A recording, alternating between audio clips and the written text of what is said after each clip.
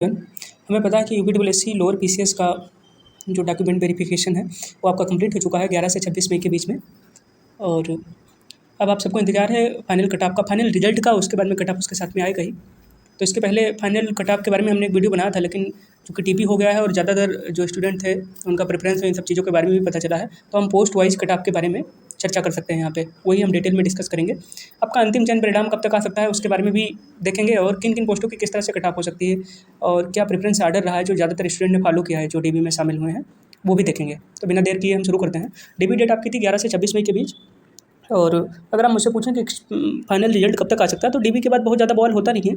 बस चूँकि नंबर वगैरह आपके सिस्टम में पहले ही उनके फीड हुए होते हैं, डॉक्यूमेंट उन्होंने जाँच ही लिए हैं, तो बस ऑर्डर फिक्स करना होता है। और आपका जो प्रेफरेंस वाला लेटर है उसको देखना है कि किसने क्या प्रेफरेंस चूज़ किया, उसी के हिसाब से बस रिजल्ट तैयार करना, घोषित कर देना है। अब इसमें देखना है कि यूपीडब्ल्यूएससी कितना समय लेता है। अल्दो वो अभी हाल में एक एग्ज़ाम कैंसिल, 2 एग्ज़ाम मतलब थोड़ा लंबे समय के लिए पोस्टपोन हुए।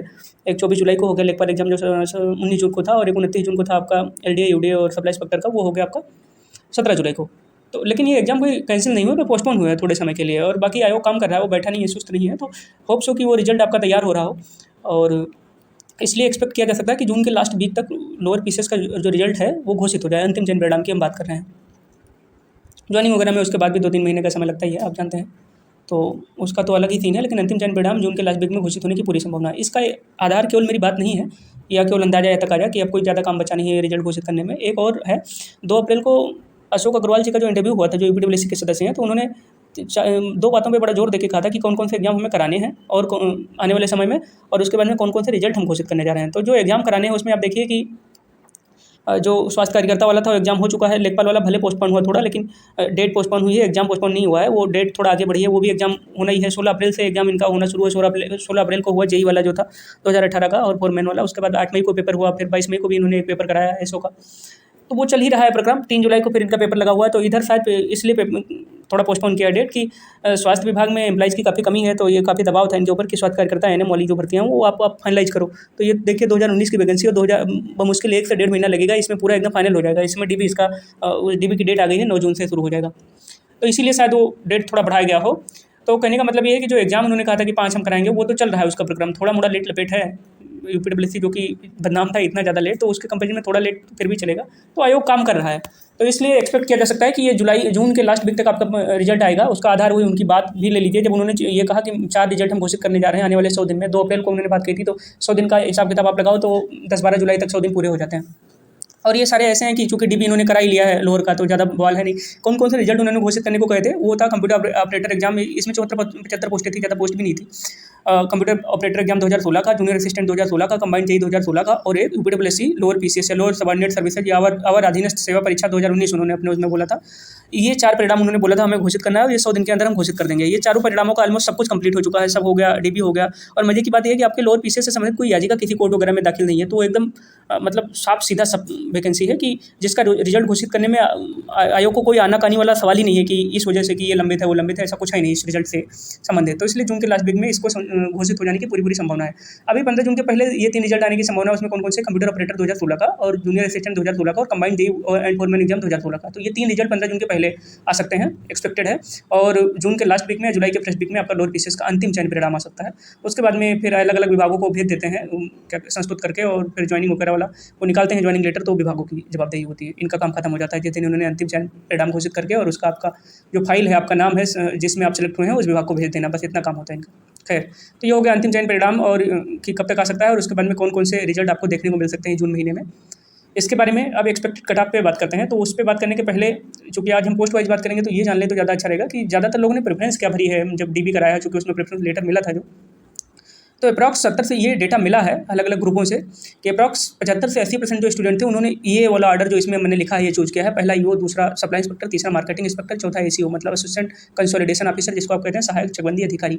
तो सामान्य ग्रेजुएट वाली पोस्टों के लिए सबसे ज़्यादा क्रेज होता है, आपको पता ही है। तो सामान्य ग्रेजुएट वाले पोस्टों में सबसे ज़्यादा अधिशासी अधिकारी भरा गया है प्रेफरेंस में, फिर दूसरा सप्लाई इंस्पेक्टर, तीसरा मार्केटिंग इंस्पेक्टर, और चौथा सहायक चकबंदी अधिकारी। अगर कोई एप्लीकेबल था स्पेशल पोस्टों के लिए भी, तो उसमें आरआई मतलब राजस्व निरीक्षक, जो इसमें है क्या कहते हैं अर्बन लोकल बॉडीज़ में, नगर पंचायत में, तो उसमें वो आरआई का, और फिर एडीआईओ, फिर एजीआई। अब इन तीनों पोस्टों के लिए एक साथ ही कोई व्यक्ति एप्लीकेबल हो नहीं सकता। इन तीनों में से एक ही पोस्ट के लिए एप्लीकेबल कोई हो सकता है। तो इसका जो भी था इसी ऑर्डर में उन्होंने भरा है। समझ गए आप।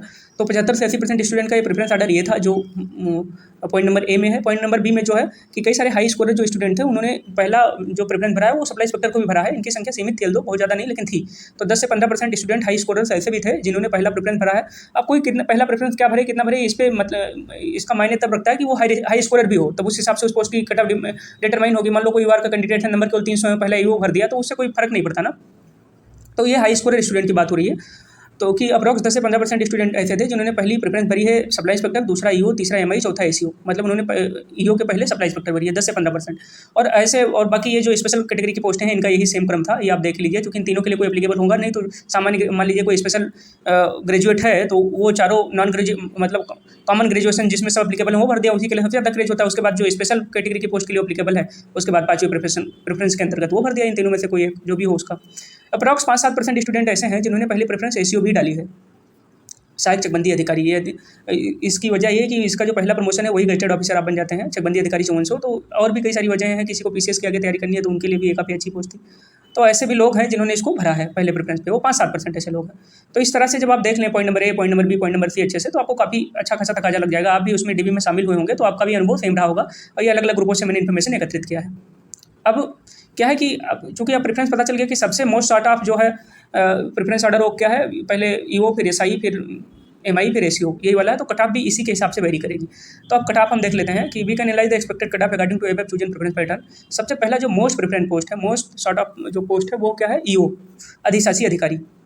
2800 ग्रेड पे होते हुए भी सबसे ज़्यादा लोगों ने इसे पहले प्रेफरेंस के रूप में प्रेफर किया है। उसकी वजह आप जानते हैं, यहाँ ज़्यादा डिटेल में बताने की ज़रूरत नहीं है, क्योंकि आप जब भर के आए हैं तो आपने उससे संबंधित बहुत सारी सूचनाएं एकत्रित करी होंगी पहले। तो इसका कट ऑफ हम एक्सपेक्टेड देख लेते हैं कि जो डीबी के लिए कट ऑफ निकली थी 299 मार्क।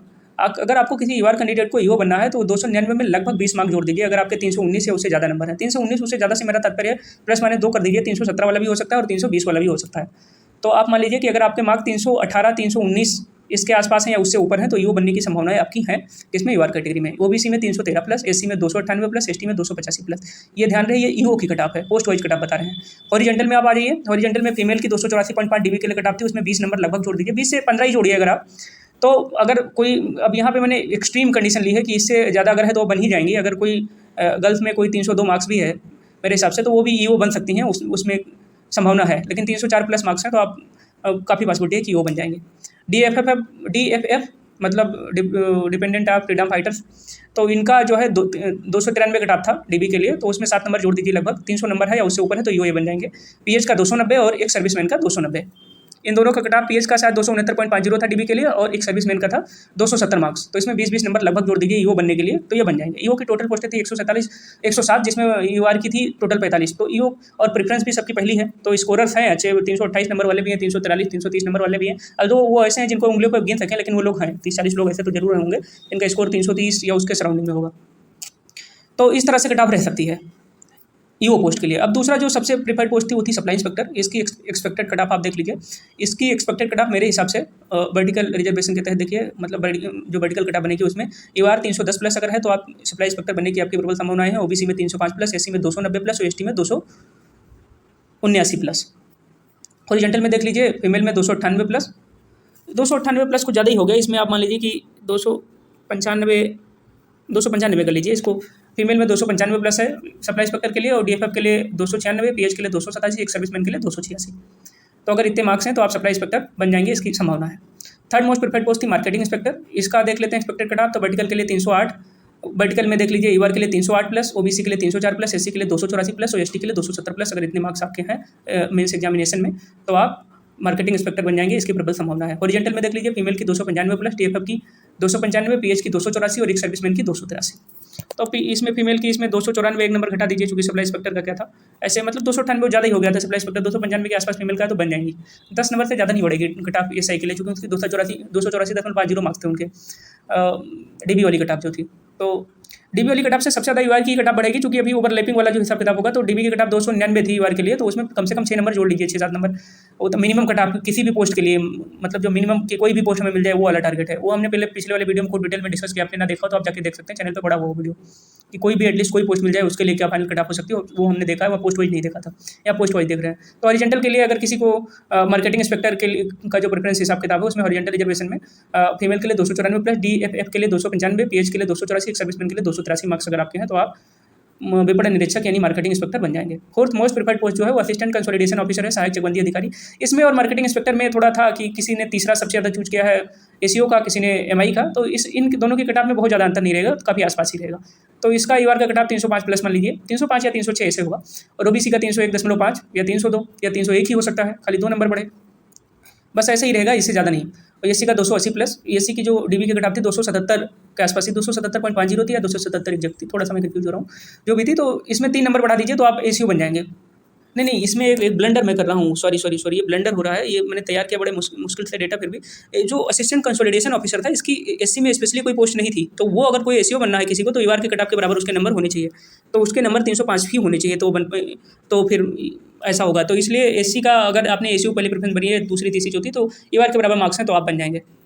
और एसटी में तो वही हिसाब किताब कमी था, तो 265 प्लस अगर किसी के हैं, सॉरी फॉर दैट मिस्टेक, और एसटी के किसी के 265 प्लस मार्क हैं तो वो बन जाएगा, वो बन जाएंगे भैया बहन क्या, सहायक चकबंदी अधिकारी।